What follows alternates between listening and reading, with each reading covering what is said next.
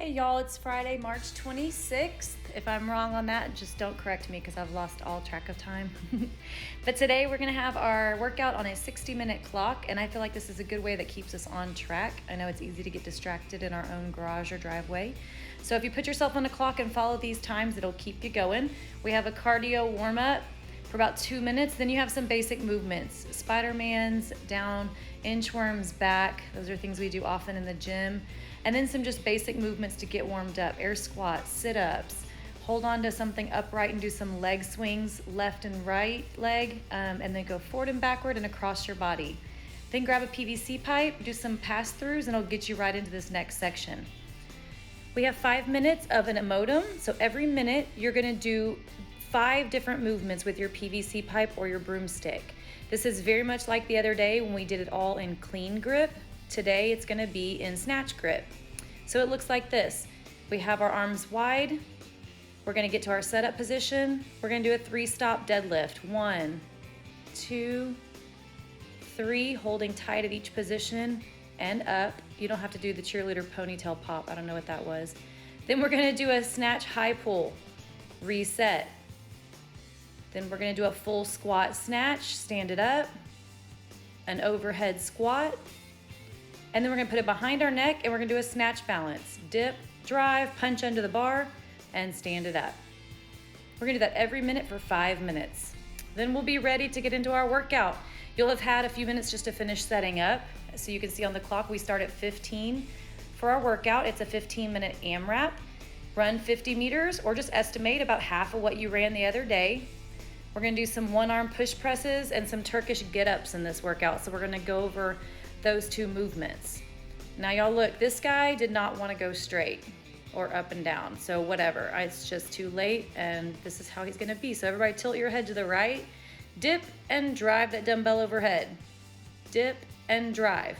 So you'll do all on one arm, then you'll be doing the other arm. A Turkish get-up.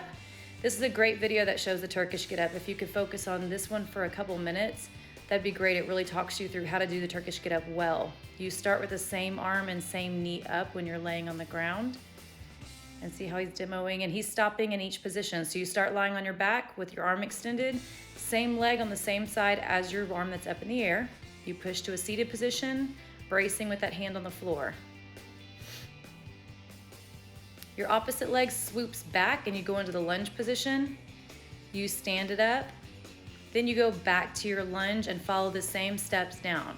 So at no point is this just a controlled fall to your back.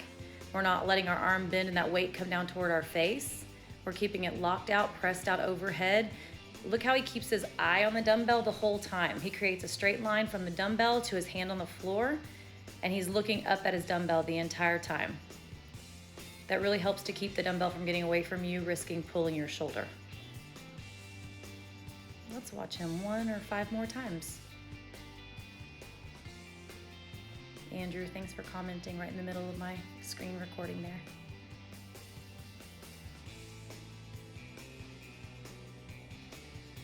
Those are the Turkish get-ups. We'll be doing those on both arms today.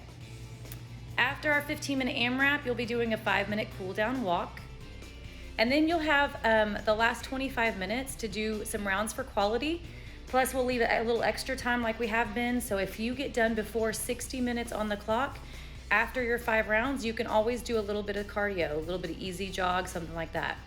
So some of the movements in the quality work today are the yoga push-up. Look at this guy go. So it's just like a really good normal push-up. Start in the plank position, go down, but you're pressing backwards on your ascent and sending your hips up and driving into that down dog position. So he's pushing down into his palm and pressing his body and his hips back. Look at that angle. I'm really glad it's him and not me. There you go, guy.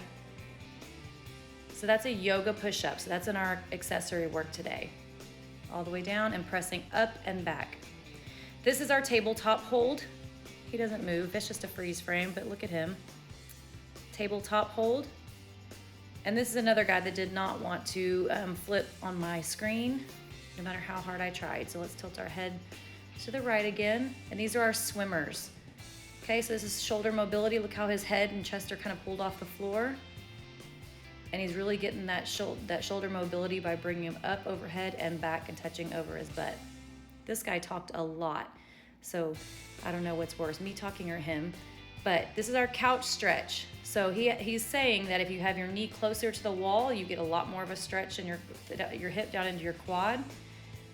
And a lot of us, I know I'm not near that close to the wall when I'm doing it, but look how he uses a prop to hold himself up if he needs to with that hand. And in a minute, he'll take his hand off and he'll really be able to pull his chest up and lean back into the stretch some more. And he was saying there, you don't want to have overextension in your lower back. So you really want to keep your ribs tucked down, but you want to be pushing your entire body back towards the wall. This is our inchworm. We start in a standing position, we get the pike stretch, we walk out, do a push-up, and walk back in and stand up. Notice how he tries to touch the ground as close to his feet as he can, so try to get that pike stretch. Don't fall forward and catch yourself with your hands. Don't bypass the stretch part of it. You really want to hit that pike stretch right there with straight arms and straight legs.